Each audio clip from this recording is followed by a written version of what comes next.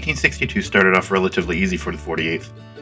Life on Hatteras, even though it was first harsh, had become routine and almost enjoyable. In January 1862, General Ambrose Burnside was assigned to lead an expedition against Roanoke Island and inland at New Bern, North Carolina. Around the 12th of January, the men of the 48th started noticing ships on the horizon. It started like a trickle, one or two ships here and there, but soon it was over 100 vessels. Gunboats, transports, supply ships headed through the inlet towards Roanoke Island. The Union Navy and men took over the Roanoke Island on February 7th and 8th. On March the 11th, 1862, Colonel Nagle received orders from General Burnside for companies A, B, C, D, and H to accompany the Union fleet up the Neuse River and assault New Bern, North Carolina. The remaining companies, E, F, G, and K, would stay behind to man Forts Hatteras and Clark. On March 13th at 6 a.m., the companies boarded the steamer George Peabody and head up the Neuse River. The plan was to have the gunboats move up the Neuse and soften New Bern and have the men disembark 15 miles south. The men would then move up the coast and assault the town. The main assault landed and the 2.5-hour fight of New Bern began. The Peabody landed within 50 yards of shore and the men had to hop out and wade the rest of the way. Then the men formed on the beach and were set to task in support of the assault. It was the 48th's job to supply ammunition to the front. Using small boats, they got close to the shore with the ammunition. Then they waded through the water and the mud with heavy boxes loading wagons that would speed the ammunition to the front. By 3 o'clock that afternoon, the fight was over and the 48th moved forward to join the other regiments. As the men of the 48th approached the now quiet battlefield, they experienced for the first time the horrors of 1860's battle. From the 48th in the war. The party had never seen any field of carnage that resembled in the least degree the pictures representing battles, where men, horses, cannon, and drums were promiscuously heaped together, except this field at New Bern. Here literally were horses, men, cannon, wagons, and drums, and all the paraphernalia of war, indiscriminately mingled at one mass. Horses lay dead upon every side, some hitched to guns, half dragged out of positions, showing an attempt to save them, wounded horses standing on 3 legs. Here and there the form of a rebel, fast locked in the arms of death, clothing, provisions, tents, and ammunition scattered around everything indicating a hasty retreat.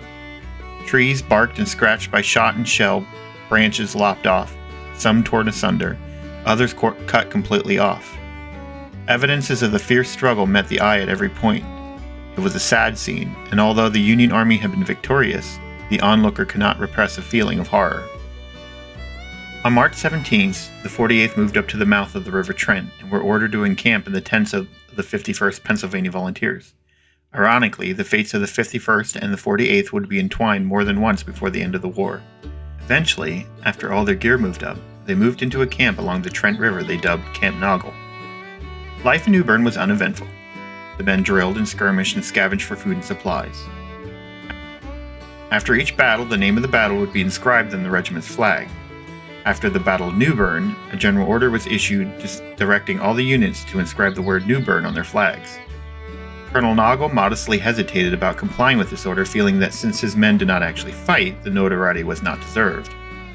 When General Burnside saw this, he pulled Colonel Nagle aside and took him to task, noting if it weren't for the actions of the 48th keeping ammunition supplied, the battle may have taken a different turn, and immediately ordered the words and put on their flag. On July 2nd, the 48th received orders to board the steamer Cossack and head back to Hatteras. Before they reached the island, though, the steamer Alice Price pulled aside of them and told them that General McClellan was in Richmond and they were ordered to return to New Bern. Unfortunately, this news was incorrect. So the Cossack turned around and took them back to the original camp. They had little time to settle in, however, because they received orders to set off again, this time for Richmond. So they loaded back aboard the ship and headed to Newport News at the mouth of the James River, once again passing by Hatteras. This is the last time they would see the island, finally reaching Newport News by the 9th of July. In Newport News, Colonel Nagle's brother Daniel resigned his post and returned home because his wife and child had taken ill. The men drilled and schools for the officers and NCOs were resumed. They also scavenged the countryside for supplies, much to the chagrin of their southern cousins. On August 1st, they were paid $13 to $17, depending on their rank, and instructed to cook 3 days' rations immediately. On August 2nd, the regiment was awoken, they broke camp, and reboarded the Cossack, which had 3 schooners in tow. Aboard the Cossack at 4 a.m., Mattis Schaefer, Company D, had what they called a momentary crazy fit and shot himself in the abdomen, dying 24 hours later. On the morning of August 4th, the Cossack found its way to the mouth of the Aquia Creek. Finding it too shallow, it stuck itself in the mud and began unloading its men via small boats ashore. The men loaded themselves into freight cars of a nearby railroad and headed towards Falmouth, just opposite Fredericksburg, Virginia.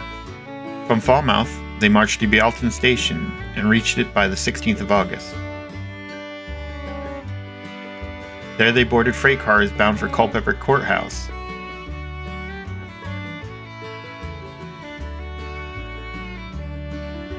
The 48th arrived, just missing a disastrous Federal defeat at the Battle of Cedar Mountain. The 48th and the rest of 9th Corps were sent to the area to reinforce General Pope's army, who was now in full retreat. Due to the action in the area ramping up, all the regimental bands were discharged by general order. This included Colonel Naugle's brother, Levi. The men were definitely sad to see him go. That same night, they had orders to quietly leave their camps due to their position becoming more dangerous. They marched all night and the next day, crossed the Rappahannock River at Kelly's Ford. During the trip, they passed between rebel earthworks, making the men nervous and jumpy. They remained at Kelly's Ford until the 22nd, when they moved west along the bank of the Rappahannock River, ending up at Rappahannock Station. They rested where they could, everything was on high alert, and they constantly felt like they could be tossed into battle at any moment. Sunday the 24th, as they plodded on muddy roads from the few days of rain, off in the distance they began to hear artillery. As they rested on a hillside near a Federal artillery battle, shots began to whistle over their head. This was the first time that the 48th witnessed cannon shot firsthand. One of the men yelled out, "They're throwing railroad iron!" By that evening, they reached White Sulphur Springs, after marching through an artillery duel that lasted most of the day. The next day, they marched to Warrenton Station. Most of the day was spent marching through deep mud. Men were excited to see the camp had a brook, and immediately washed, which was the first time that most of the men felt clean since Falmouth.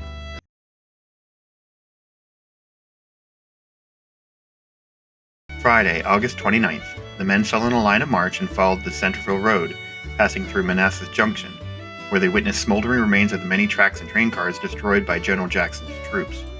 Around 1 p.m., a mile west of town, the regiment turned left and rested on the summit of a hill. They unslung their haversacks, which they would never see again, and got ready for the fight ahead. The entire time the 48th rested on the hilltop above the fields, the Confederates had moved up into their left-hand rear. Nearby artillery battles roared into life, and the constant whistle of artillery shells caused the men to sporadically flinch. At around 3 p.m., the 48th formed with the 6th New Hampshire on the left and the 2nd Maryland on the right. 48th was slightly to their rear. They marched downhill through an open field towards a line of woods where the enemy waited. A fence skirted the line of woods, and just as the 48th reached it and began to climb over it, the Confederates opened up. A shower of bullets peppered their lines, and men fell wounded and dead. Once they were beyond the fence, the 48th advanced firing for about a quarter mile before reaching the railroad cut. Lieutenant Colonel Siegfried ordered them to fix bayonets and advance. Soon they began receiving fire from the rear and took shelter in the railroad cut.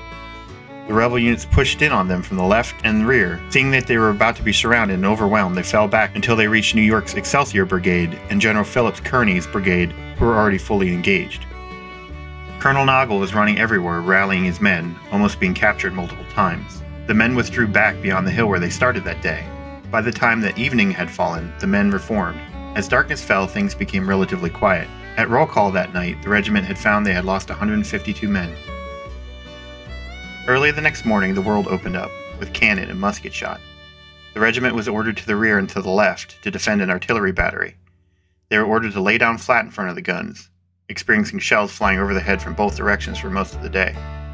In front of them, the rebel infantry formed under cover of dense woods and began firing on their lines. Throughout the day, there were many charges and countercharges, all around the 48th while they were in their position. Each time the Federal line would repel the enemy. Late in the day, the Federal troops began to retreat. The 48th was held in the rear, being one of the last to fall back in the early hours of the 31st. They soon reached Centerville and rejoined the rest of their division. General Lee had sent his men to flank around Centerville to try to get between the retreating Federals and Washington, D.C.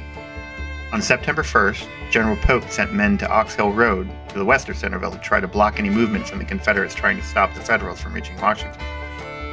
General Reno had taken ill, so General Isaac Stevens led the men to Ox Hill Road just south of Chantilly to set up defenses.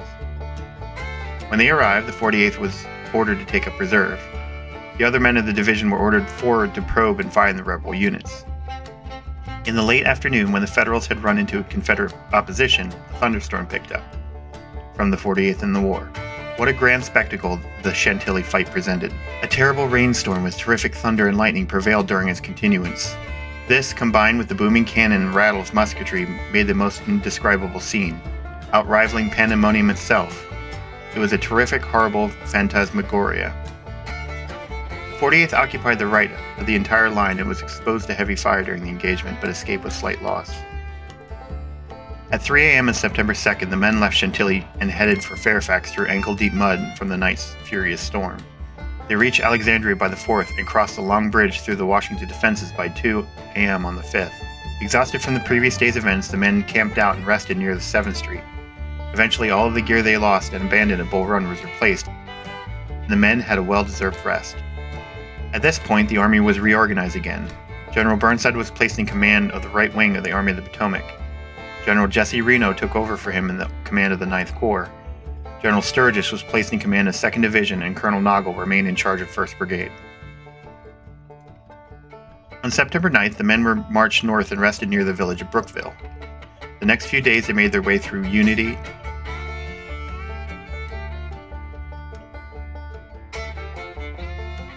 Damascus, Newmarket, Kemptown, and by the 13th ended up near the large stone Monocacy Bridge, heavily damaged by Confederates trying to destroy it unsuccessfully. On September 14th, the men fell in and marched through Middletown. Crossing a creek at the edge of town, the sounds of cannons began to perk up in the distance. As they continued on, soon the sound of bullets whizzing through the air surrounded them. They got in a line of battle and moved off into a cornfield and began pushing up the hill, eventually reaching a little wooden knoll overlooking Fox's Pass. Towards night, the regiment advanced into a small triangular field overlooking a house and garden.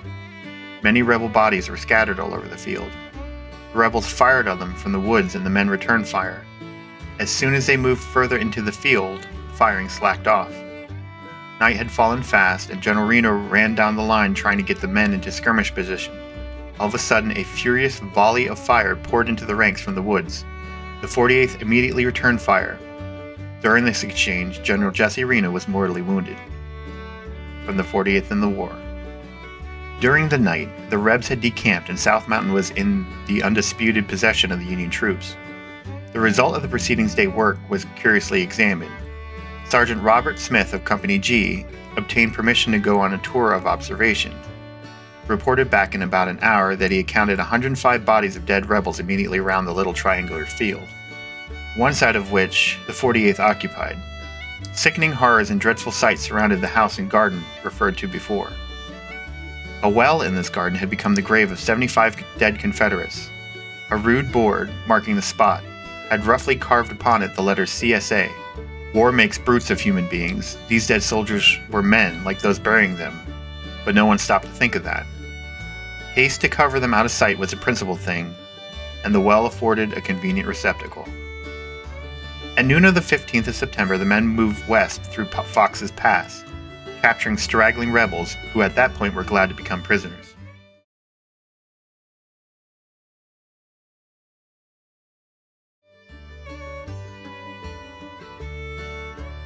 On the 16th at 3 p.m., the men marched about a mile, taking position in a gully behind a cornfield, just out of sight of a large stone bridge that crossed Antietam Creek.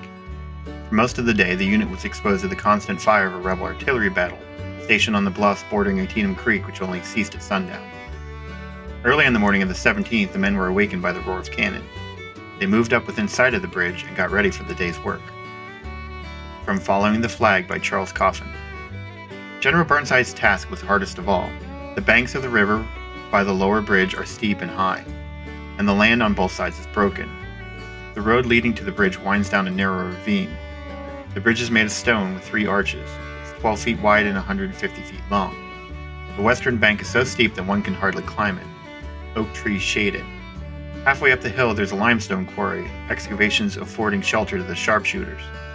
At the top there's a stone wall, 100 feet above the water of a winding stream, and yet so near that a stone may be thrown by a strong-armed man across the stream. A brigade of rebels with 4 pieces of artillery guarded that bridge. There are sharpshooters beneath the willows and in the thick underbrush all along the bank of the stream. There were riflemen in the excavations on the hillside and behind the trees. The 4 cannon were behind the wall, with a great body of infantry in support. The bridge, the hills, and the hollows in the eastern bank are raked and searched in every part by the infantry. The 48th moved into position in the shelter of a wooded knoll immediately in front of the stone bridge.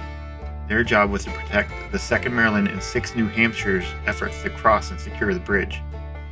As the 2 units charged the bridge, the hillside erupted in musket fire and canister shot.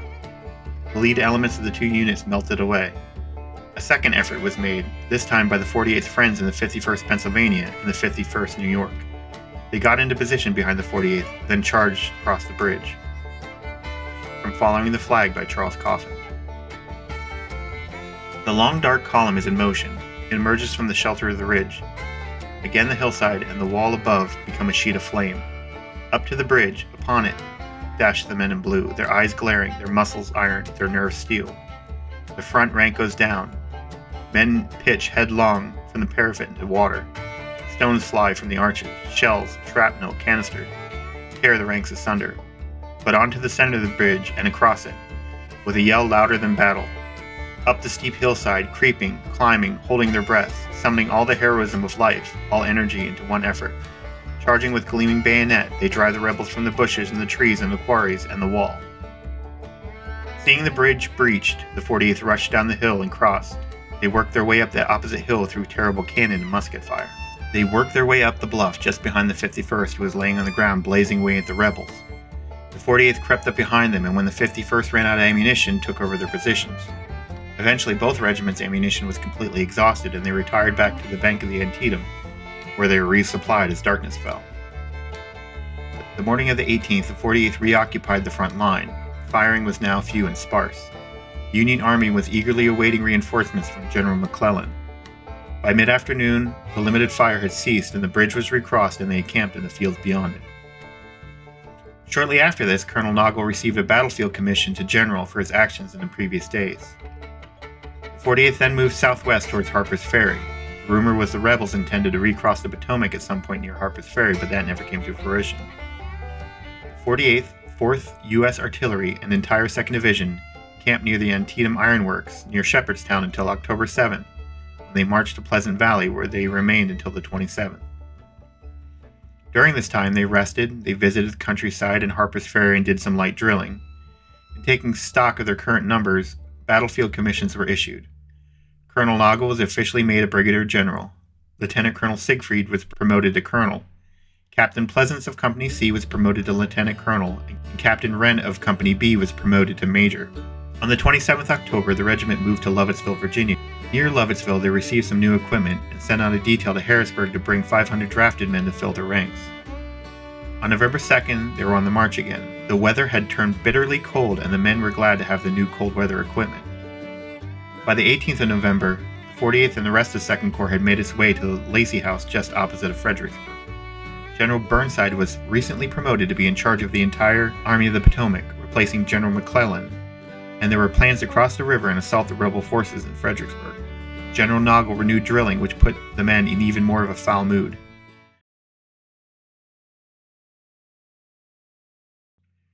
With the Union on one side and the rebels on the other, pickets on either side delighted in throwing jabs at each other from across the water. "How'd you like Bull Run?" they asked. "It's about as much as you liked Antietam," would come the reply. This went on for days to the chagrin of their commanding officers. The weather was cold, snowy sometimes with hail and rain. The men were miserable and cold. On the 11th of December, the men were awoken at 4 a.m., ordered to pack their things and pack 3 days' rations because the assault on Fredericksburg was about to begin. At 8 a.m., the artillery began to barrage the town. 48th was drawn up in a line of battle about a half mile from their camp, awaiting the completion of a pontoon bridge crossing the river. This was no easy task under rebel fire. The 7th Michigan Regiment had taken boats across the river and driven the rebels from where the pontoon bridge was supposed to land. They held this part of town for the entirety of the night, allowing the pontoon bridge to be completed. On the 12th of December, the men again fell into line and followed the other regiments across the now completed bridges under heavy artillery fire. They moved to the 2nd Street from the river and bivouacked for the day, awaiting all of the troops to make it across the bridge. On the 13th of December, the assault truly began. The 48th rose, got into line, and marched south to a railroad line. The regiment moved again to the rear of the town towards Mary's Heights. and remained stretched out in a street running perpendicular to the river. While waiting here, they were peppered with cannon and grape shot, wounding several of the men. General Noggle and his staff were almost hit by a solid shot that blasted through the wall of a nearby house, collapsing a portion of the wall on top of them. At 2 p.m., the order was given to advance. They moved up Frederick Street towards the long sloping hill to Mary's Heights, where the Confederates were entrenched. For most of the day, many other regiments around them had been repulsed and now lay around them in heaps. Now they marched within full unobstructed view of the enemy, who were ducked down behind a small stone wall at the top of the hill. One man from the 48th wrote in his diary, "The advance to the front over clean ground, with death staring us in the face, was as grim as ever troops met it. The men advanced forward towards the top of the hill, amidst unrelenting firing, reached a small lip in the hill, where if kneeling or laying down, they were out of sight of the enemy. Lieutenant Colonel Pleasance called out for the best shots of the men to come forward, and from their semi-protected position in the swale were ordered to fire upon the artillery pieces on the hill. By the firing coming from the hill slowing down, he knew that this was effective. Efforts to dislodge the enemy were unsuccessful, and the losses were mounting heavily. The 48th remained in that swale, expending more than 60 rounds of ammunition for each man until 7 p.m., where, under the cover of waning darkness, the 12th Rhode Island relieved them. They returned to the cover of town and resupplied." Saturday the 14th was a beautiful day. Both sides had an unspoken truce to fighting and remained inactive. On the 15th, the 48th were engaged building rifle pits on the edge of the city until they were ordered back across the pontoon bridges. The bridges were subsequently pulled up behind them and the men set to task constructing winter quarters. 1862 was a rough year for the 48th. The heavy fights at Bull Run, Antietam, and the recent loss at Fredericksburg lay heavy on their minds. So as they settled back into the monotony of camp life, they rested up and prepared themselves for what 1863 may bring.